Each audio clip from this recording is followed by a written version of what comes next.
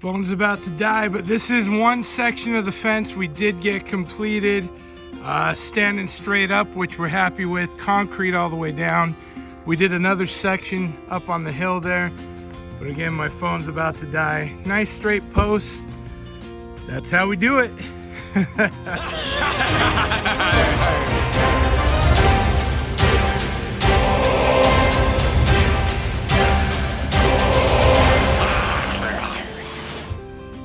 Hey, good morning, everybody.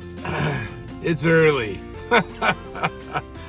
5:50 in the morning. I'm actually out on the job site. We're pouring concrete today. I'm currently supervising the build of 3 homes. They're friends of the family. I don't normally build houses, but I have built several over the last few years. If any of you watch my channel at all, I'm a draftsman. I draw house plans for a living. I've been doing that for 20 years. So I'm out here, we're pouring concrete. That's pretty exciting. But I gotta tell you, as tired as I am, and I was up till 1, I was driving in here this morning, totally pitch black out. It's still pitch black out. And this big chubby bobcat ran right across the road in front of me. It was awesome, beautiful. We're kind of out in the sticks. We're in Osteen, Florida. I don't know if any of you have ever been to here. And it looks like I got a truck coming, so I'm not going to talk long. But what a crazy week I just had. My niece got married Thursday. I officiated that. That was incredible. My mom and her husband are in town from England, staying with me.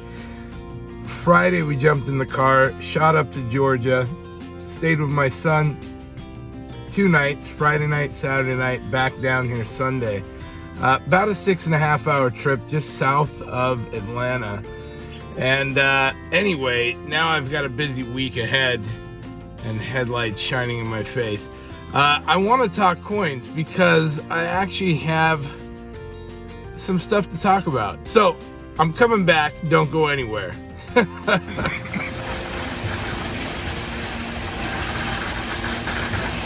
Concrete pumping out, getting slab number 1 poured this morning. Not even light out yet. Trucks are lined up all the way down the block. And away we go. Alright, so all the footings are poured. Now they're pouring the main slab here. And they'll come back and pull those form boards off and pour that after. But beautiful sunrise coming up finally. Early morning. Getting it done. Very cool. Alright, we are filming Rogue tonight.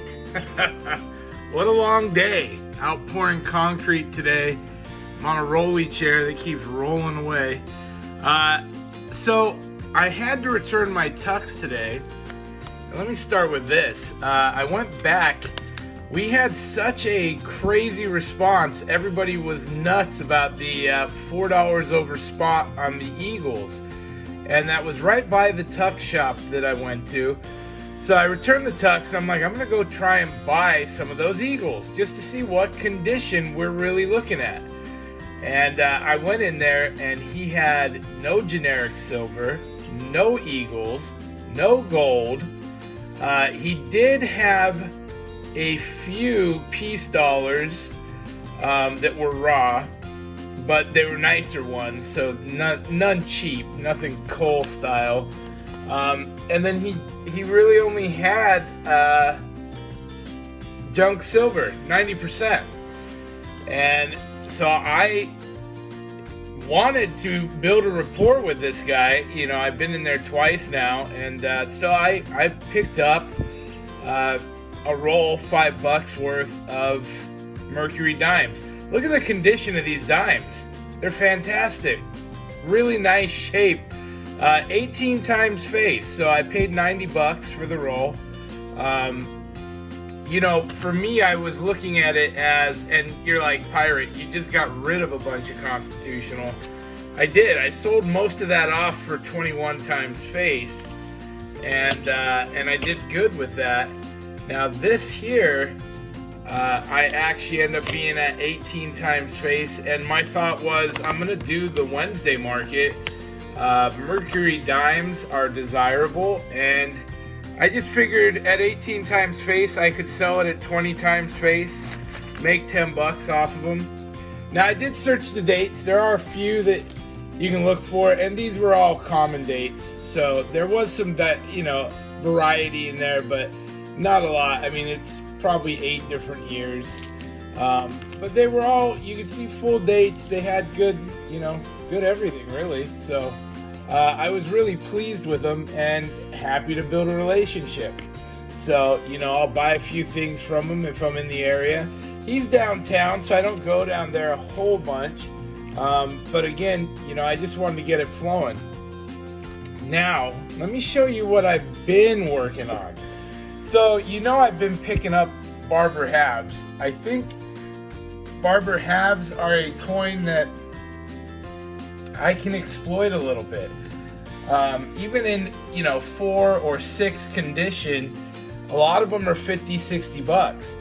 And if I can find them for say 20 bucks, grade them with probably annex for 15 bucks. I end up into it 35. If I can get a $50 coin out of it, that's not bad. And there is some upside as well. Now I did want to show you, we did crack this up at my boy's place, and this one here, I was hoping it would be better once we put it under the digital microscope. This one I paid 40 bucks. I overpaid the 40 bucks for this guy. It actually has rim damage that really showed up on the digital microscope, and I don't know if that is gonna get called or not, because it's not like this is great condition. I was hoping for a 10.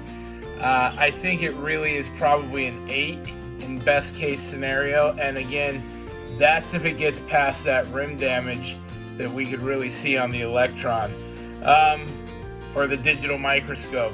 So that's a little disappointing, and I couldn't see that. I couldn't see those dings there because they were in that black gasket, that holder. Do I think that was on purpose? 100%. These were a couple others I had already picked up, and I may or may not. Well, if I think that they will straight grade, I will probably submit them, because again, they're on the cheap end. But this one's got some rim damage also. I'm gonna run them by my pal Fish next time I see him and be like, what do you think's a straight and what's not? This was another one I had picked up, 23 bucks, and I'm gonna bust these out because I think I want them to sit in the air a little bit. I think I want to see if that will help to tone them up just a little bit, perhaps. And I don't know the answer to that, so it's totally experimental. But the barber halves, I'm feeling like there is some cool stuff there. This one was from Veritas Files. Now this one I didn't initially send because it had some pretty good scratches that were across the back. But again, for a 4 or a 6 condition, it may fly. So I may end up trying to squeeze that one in. Very cool piece there. And it's just neat preserving the coin. Now this is that one that is pretty obviously cleaned. I think I'm going to take it out of the flip and just let that air, the air hit it, because it really is a beautiful coin. And I think if it's straight graded, it's valuable. I think it's $90 coin. I'm into it 50. I'll take it to the market, and if I can make $5, 55, I'd be happy with it. I'd let it go. Save myself the drama of getting a clean coin back. And of course, we got a couple of these here. Again, all of this is 90% silver, and we love that. Your Walking Liberties, your Mercury dimes, barber halves and quarters. And so it's really cool. You know, I'm starting to get a nice little pile of this stuff. The quarters in general, you know, even like this guy, I bought it for 10. You know, if it graded an 8, it'd be worth 30 bucks. It's gonna cost me 15 to grade it. That's 25 in. Now, I don't mind that if I feel confident that that will straight grade to an 8. For 30, then, you know, I make 5 bucks and it would only go up. That's a pretty thin margin for sending anything off. You know, I have a few other quarters. And more than likely, these will just go on my table set. Somebody comes in, offers a couple, you know, I'll try and sell them for a couple bucks more than what I paid for them. And if that's the case, I let them go, you know. That's just what I'll do. So it's just kind of fun getting them in, having nicer quality. You know, the barbers, when you actually can see the headdress, when you can actually see, you know, some of the details on them, the barber is an incredible coin. It really is. And really beautiful to see all the details. And it's just one of those things, you know, when you get a nice one, you're kind of blown away by it because you see so many bad ones. And again, you know, that was definitely me, blinded by the beautifulness of this coin in particular. Definitely the nicest barber I have owned, got my hands on. Smoke show, really pretty piece, really nice. But again, pretty confident that's a dip coin. I think it'd be AU, you know, grade. Maybe we let that air out a little, get some tone. So yeah, those are pretty cool. Man, what a day today. We poured 2 concrete slabs. I was out there, I was up out of the house at 5 a.m. Saw the bobcat, super cool. And it was just a really neat, good time. We got 2 slabs poured. We got another one to do tomorrow. Pirate's exhausted. I gotta go do drafting now, draw some houseplants. I did take a nap. But anyway, let me do one more piece of house cleaning here. 1 second. Let me get a shout out to my pal Mark Lewis, because he sent me one of the coolest things I've seen in a long time. And I am going to read this. Hey Pirate, just something thought looked cool. Handmade out of 100% recycled aluminum, all melted with a fire pit / refined back to 3/9 fine. Thank you all. Thanks for all you share and do. Keep stacking, Mark. Keep up with the slabs. Very awesome, Mark. And here's what's neat is this is the piece. So it is actually a Balboa, and sorry my lighting sucks here, but it's a Balboa shoved into a piece of aluminum. And that is just really neat. I mean, talk about a display piece. And it's just cool. This is the kind of unique sort of treasure that you end up coming across. And what was awesome about that is he has this very cool tag for a COA. And Pirate Stacker put my name on there. Harvester permit, fire pit metals, harvester date, 1D Balboa, 3/9 fine aluminum. That is cool. Quantity of shellfish. So this must be a shellfish harvesting tag. I just think that's super creative, man. Mark Lewis has a great channel. Check him out. Really good dude. And he sent a very cool half penny here.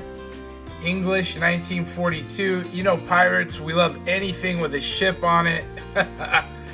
You've got my attention, and it is just very neat of him to do that for me. And also a 1 gram silver bar with a skeleton, 3/9 fine silver. What a cool piece.